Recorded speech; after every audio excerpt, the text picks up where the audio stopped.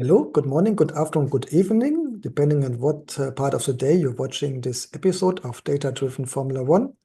My name is Patrick Hens, and today I have the pleasure to discuss with you Alessandro de Tomaso, as he was a racing driver, including in Formula One. He was team owner, supplier for engines, and of course, he was the founder and director of the De Tomaso car company. So I assume interesting topic today, including maybe some facts which you not had been aware of. So welcome to today's episode. As always, first a brief profile. Alejandro or Alessandro, depends if you want to pronounce it Spanish or Italian, as he was an Italo-Argentinian, born in Argentina, but then went to Italy, and we will see why.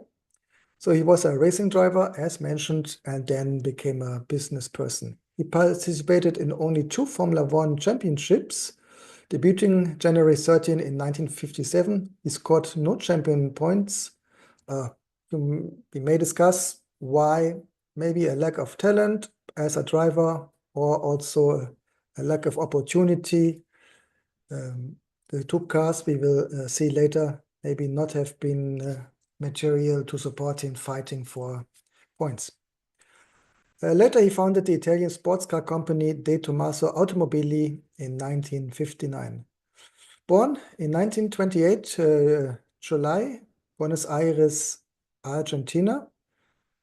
Interesting, many of the episodes here in Data-Driven Formula One, we discussed why Argentina played an interesting role in the late 1940s, where we already had Formula One regulations, but no championship. Directly after World War II, and also still in the beginning of the 1950s, also as the actual president at that time saw the automobile industry, including racing, as an important industry for his country to grow, but also to show the status of Argentina in the world with organizing these events, very similar as we would see today with the AI industry. So he was Argentinian, but I assume later he gained the Italian nationality too.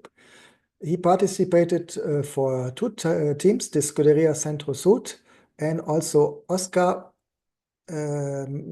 Oscar today maybe a little bit forgotten the name, but interesting because this was the company which have been founded by the Maserati brothers after they had to leave their first company, Maserati, the company they founded, and was still continuing being in business with their family name, but they themselves left the company and founded Oscar.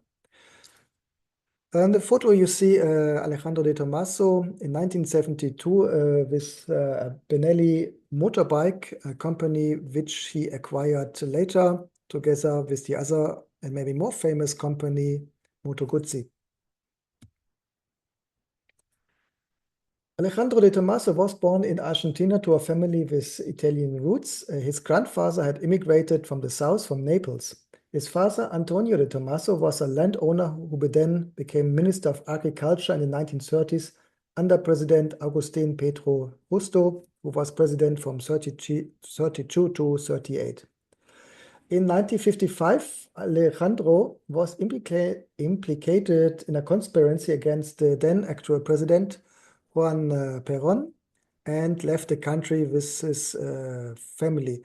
And the reason why he left together with his family and moved to Italy, there are a little bit different versions. Some say he had to go because of this conspiracy.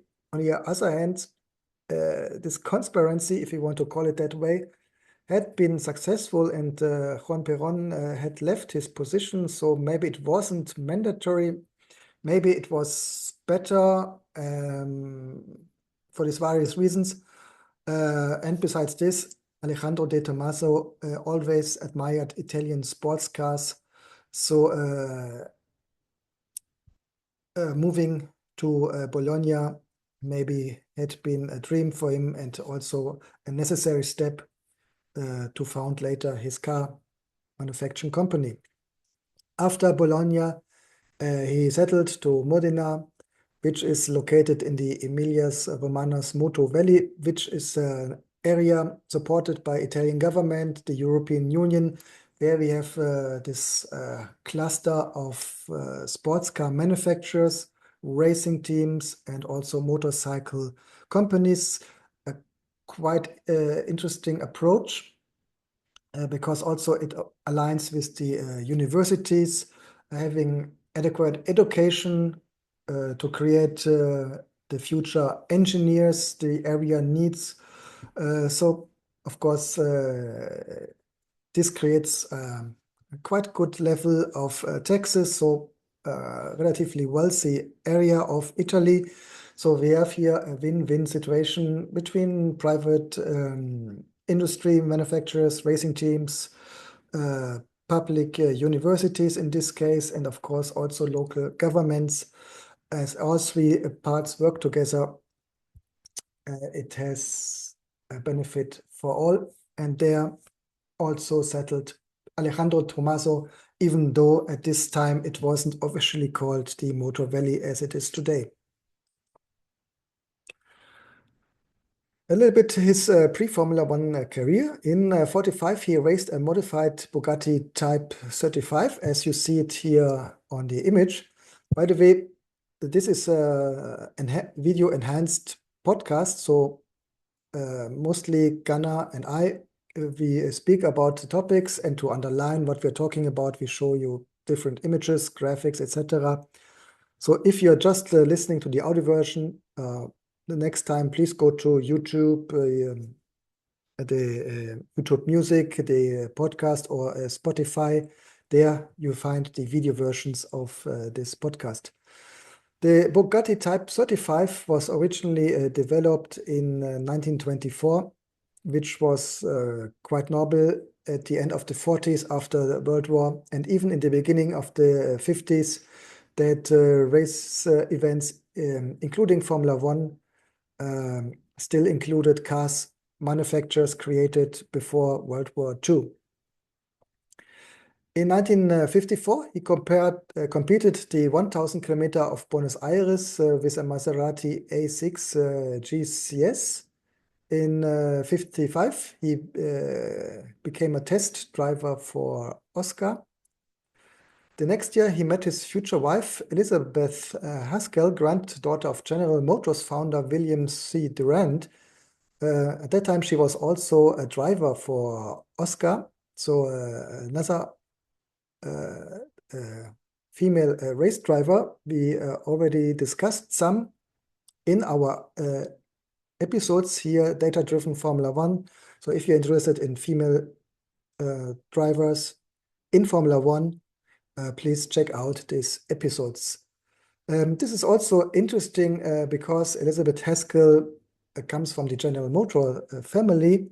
Later, De Tomaso would work together with a US company, but this would be Ford, not General Motors.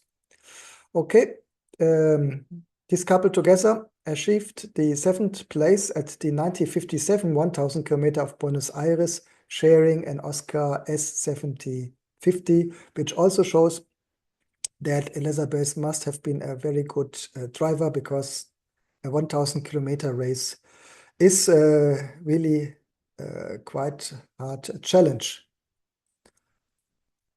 And another point which this shows is Alejandro de Tomaso had been back in Argentina already in 57, so it sounds unlikely that earlier he had to leave the country and practically get asylum in Italy. Okay, then we are speaking about his short Formula One career. In 1957, he drove for the Modena-based Formula One team Scuderia Centro Sud, quite well known in the 50s in Formula One, which at that time was much less professional than it's today. So we still had a lot of smaller private teams, not directly supported by the manufacturers, participating.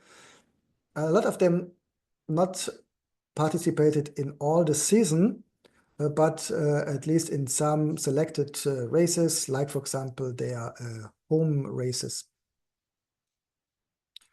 So in 57 he participated for this Scuderia with Ferrari 500. He reached the 9th position at the Argentinian Grand Prix, the official Formula One Grand Prix.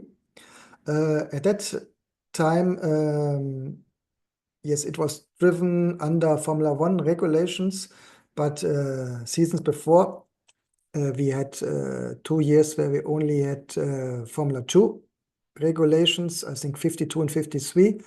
And from this time is the car which he used, the 1953 Ferrari 500, a car constructed under Formula 2 regulations, but later also used in Formula 1 races. This, as we didn't had such a big field of Formula 1 cars, a lot of events had to complete the small field with Formula 2 regulation cars.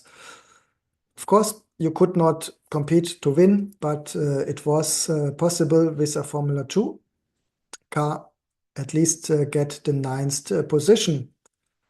So quite a success, even though we may say that not all European teams made a costly travel from Europe to South America. So maybe a little bit a smaller field here, but nevertheless, 9th position at any kind of Formula One race is a positive achievement, especially participating for a small team.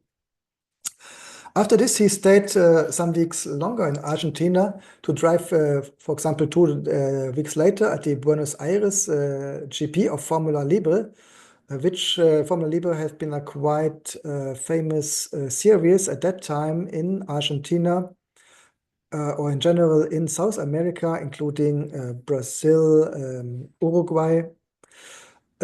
Similar to Formula 2 season in championship in Europe. Here he participated with Luigi Piotti, driving a Maserati 250F, and again, 9th position for him. His second and last Formula One entry had been in 1959 at the US Grand Prix, where he had to retire due to brake failures in lap 13. Here he drove a Cooper T43, similar to the one you see on the photo. And this was one of the fewer versions of the Cooper T43. The Cooper T, they hadn't been married, to say that way, with one engine, but the various teams used different options. Mostly the British team used a BRM engine, but there also had been Coopers with Maserati engines, Ferrari, or in this case, Oscar or OSCA. So far, his career as a Formula One driver. Let's speak a little bit about the car company. De Tomaso Automobili Limited, formerly De Tomaso Modena SPA, is an Italian automobile manufacturer established in 1959 by Alejandro de Tomaso in Modena. Initially, the company produced various sports prototypes, we will see some of them, and racing vehicles, including a Formula One car for Frank Williams Racing Cars in 1970. The majority of the company's founding came from Amarillo Haskell Jr., so the family from his wife. In 1971, Ford Motor Company acquired an 80/40 84% stake in De Tomaso, with Alejandro de Tomaso retaining the remaining shares. Ford divested its stake in 1974. We will discuss a little bit why these steps from Ford. We will skip a lot of the history. In 2014, the De Tomaso brand, practically there was no production anymore, no portfolio, etc. But just the brand was acquired by the Ideal Team Ventures based in Hong Kong, similar to other venture capital companies which acquired brands which not had been active anymore, like RTS, Bizzarini, and also some more. The newly formed company unveiled its first product in 2019, which we will see later, a retro-style sports car named the De Tomaso P72. Also, they licensed the brand for other products. For example, there are De Tomaso watches and other goods. But we will focus here really on the cars. So the first De Tomaso was the prototype, Vallelunga. The sports car reminds me a lot to the RTS. I think the same designer. This car was designed from designer had been Bertone, Vallelunga 1964 to 1967.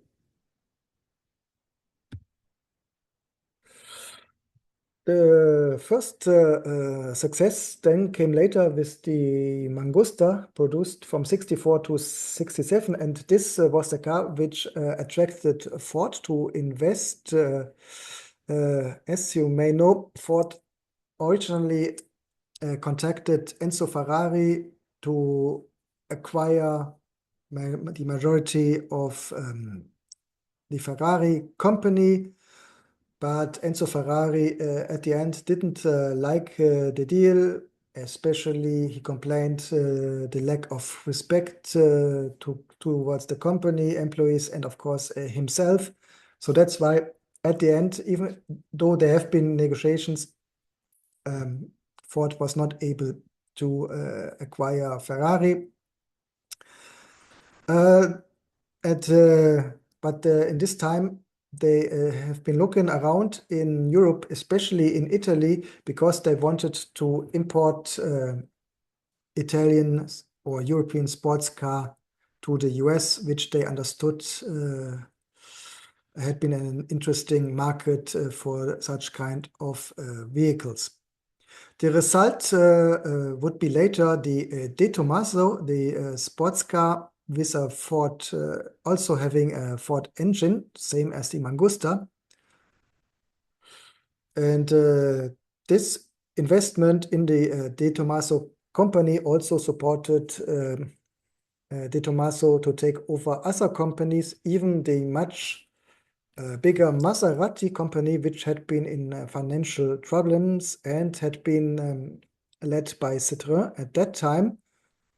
Interesting because De Tomaso, as a race driver, he was always aligned with Oscar, the company founded by the Maserati brothers, and now he would acquire Maserati, so quite ironic. And besides that, he also acquired Benelli, as already seen, and the other motorcycle company, Moto Guzzi. Here we see the Pantera, the project jointly designed, planned, executed with Ford. So the main target market had been the US. As we discussed, Ford, they invested already in 74.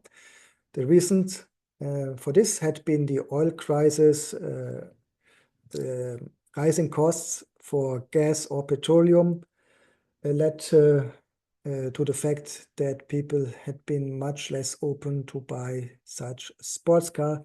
So already 3 years after the production started, Ford would have left this adventure. After this, De Tomaso had always struggling with finances, which led to the very long production of the Pantera because there had not been the budget to develop a new car. So nevertheless, 71 to 92, there had been changes on the Pantera, adapting it mostly to the taste of the time, but technically there had been no changes. And at the end of 1902, there still had been another car, but practically this was also the end of the originally De Tomaso. As mentioned, the car, the brand had been reviewed, and here you see the P72 as presented in 2023. The idea is to produce it for wealthy customers. I'm not sure if this car really went into production yet, or if it is still the plan. On the first, it reminds, of course, strongly to the Ferrari sport prototypes of the 1960s. Even if officially the idea was that this P70 should be an homage to the De Tomaso P70 project, the sports prototype, which you see here on the black and white photo. When we speak about this sports prototype, we have to include a famous name, Carroll Shelby. Also later he would be involved with Ford, as you know from the Ford versus Ferrari movie. But early on he was Ferrari driver, had his problems with Enzo Ferrari as various other.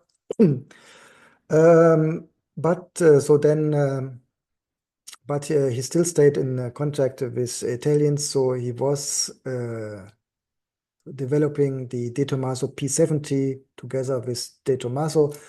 So interesting side story, and let's discuss it a little bit here. The project initiation. Carroll Shelby initiated the project, so it was also strongly his idea to develop a new race car that could compete in the United States Road Racing Championship, the USRRC. He sought a replacement for his 28-9 Ford-powered King Cobras, the famous Shelby Cobra, later the Ford Cobra. And the idea was to outperform the 7-cylinder Chevrolets. So interesting, considering De Tomaso's wife, being developed by Bruce McLaren's team.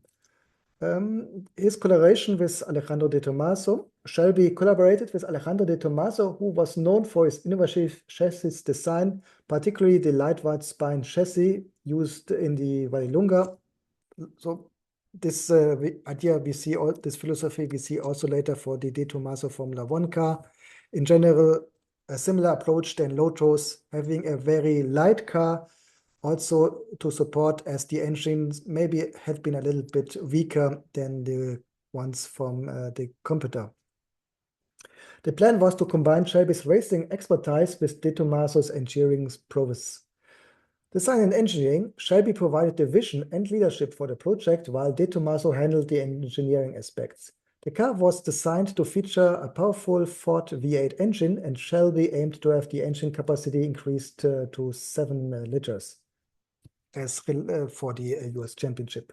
However, this proved to be physically impossible due to space constraints. Body design.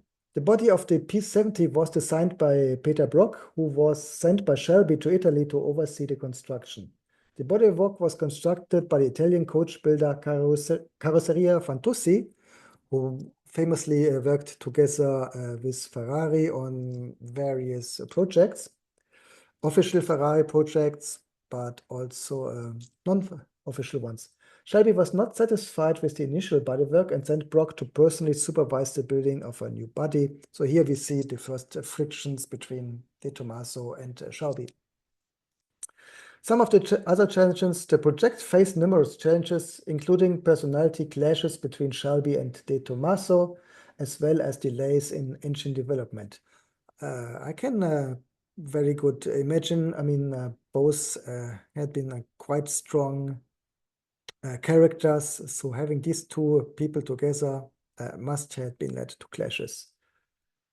Shelby grew impatient with the slow pace of the project and the inability to meet the promised engine specifications. Then, of course, the Ford GT40 program started. Shelby's involvement in the P70 project ended when he was hired by Ford to run the GT40 program. You can see this in the movie, which aimed to unseat Ferrari at Le Mans. This new opportunity led Shelby to withdraw from the P70 project, leaving it incomplete. I mean, as said, he was impatient, and of course, with all the Ford budget, it was much easier to have fast and solid progress.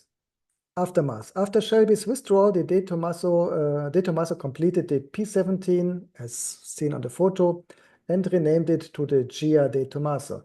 The car was showcased at the 1965 Turin Auto Show. De Tomaso later used the chassis developed for the P17 as basis for his new production model, the De Tomaso Mangusta. Let's speak about the De Tomaso Formula One cars and their key characteristics. What you see here, quite a beautiful monochrome image. Only problem, this is AI created image based on the car. The reason why I'm showing you here such an image is there are photos of the mentioned De Tomaso F1 cars, but unfortunately I don't have the rights, or I'm not sure what the rights are. So we prefer to not show it to you, because for us important to ethically source our images and videos. This car, the F1 in the specification 001 to 004, had been a car based on Formula 2 regulations. It was powered by the mentioned Oscar engine, and also there had been one version using an Alfa Romeo engine. It participated in the 1961 Formula One season. It was not particularly successful, struggling with reliability and performance. It was used by the Scuderia Sette Colli, the Scuderia Serenissima, and the team of Isabelle de Tomaso, de Tomaso's second wife. And not for the whole season, but only for the French and Italian Grand Prix. And none of these races, just to mention, they saw the finishing line. Nevertheless, it represents De Tomaso's early ambitious foray in Formula One, including the mentioned philosophy to have a very light construction, a very light body race car, because the used engines haven't been on the same level as the ones from the other established competitors. The other development has been the De Tomaso 801. This car was built under Formula One regulation specifications. Same here, looks very good, this monochrome image, but also created with AI, as I'm not sure about the rights of the photos of the 801, which you can find on the internet. But if you're interested, search a little bit, and there you see the original photos. It was used by the Scuderia De Tomaso for the Italian Grand Prix only. I assume the reason why De Tomaso used this opportunity to drive at home near Modena, they wanted to attract investors and maybe have some partners for the 63 championship, but which unfortunately did not work out. It was powered by an own design, the De Tomaso flat 8-cylinder engine. At the same time, the same year, again, the Scuderia Colli used the De Tomaso F1002 with the Oscar engine, so a Formula 1 car, sorry, Formula 2 car, but hadn't been able to qualify for the race, the Italian Grand Prix.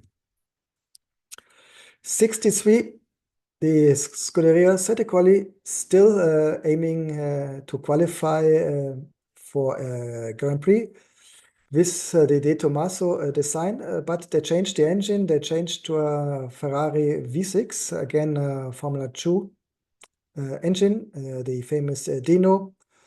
But also with this change in engine, they had not been able to qualify for the Italian Grand Prix. For all the 3 years, they used the gentleman driver Roberto Lippi. Fast forward 1970, Frank Williams Racing Cars. This Formula 1 team led by Frank Williams. Interesting story here. This is the first Formula 1 team founded by Frank Williams. He sold it later. So this is not the same Williams as we founded, as we saw later, still today, because as he sold his original Frank Williams racing team, he had to found a complete new team, which was then only called Williams. So there's no direct development, direct history. Frank Williams Racing Cars used a De Tomaso 505 38 powered by Ford Cosmos, as it was usual in the 1970s, but never had been able to classify in the races. Two times they finished in Monaco and Canada with their drivers Pierre Courage and Tim Schinken, but this 12 or 11 laps behind the winner, meaning officially they're not classified as finished. The car was designed by Giampaolo Dallara, founder later of Dallara, also based in the mentioned Emilia-Romagna Motor Valley, an interesting company, as they would later in the 90s again design a race car for another team, but they never had been officially on their own behalf as in Formula 1 team, but only there as a provider. The car was not competitive, and even worse, there had been a fatal accident by the driver Pierre Courage at the Dutch Grand Prix. We discussed this a little bit more in the 1970 episode, as this was really a very tragical accident, how it happened, because not only the accident, but also related to the safety on the track, and then how it was attended the first in the first moments after the accident. So maybe an accident which at least the fatal consequences could have been avoided if it would have been adequately handled. So far to the short, but I hope interesting for you Formula 1 story of De Tomaso. A little bit the legacy for us today. The philosophy behind De Tomaso race cars was to design and build them to be ultralight, similar to Lotus, which helped compensate for their relatively weak engines. Additionally, De Tomaso street cars emphasized body design and utilized force engines. This has, on the positive side, maybe a Ford engine a little bit more reliable than an engine by a more exotic, smaller manufacturer. Of course, cheaper, and but on the other hand, exactly these reasons led to the fact that many purists, collectors overlooked or avoided De Tomaso cars, as for them, the heart of a sports car is not the body, but the engine. And if you have this attitude, of course, you would look more for a car which has a unique engine and not someone which is manufactures in Italy, has Italian design, but uses, let's say, a Ford engine. Nevertheless, it's up to you if you like or dislike the De Tomaso cars, really up to you.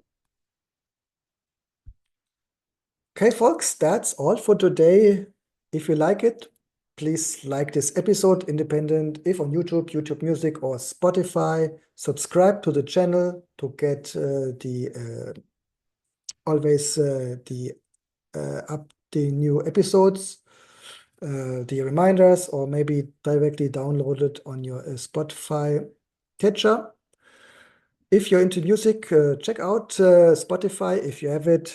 Data Driven F1 mixtape. There you find a lot of songs inspired by Formula One and inspired directly by the various drivers. So long, until the next time. Bye bye.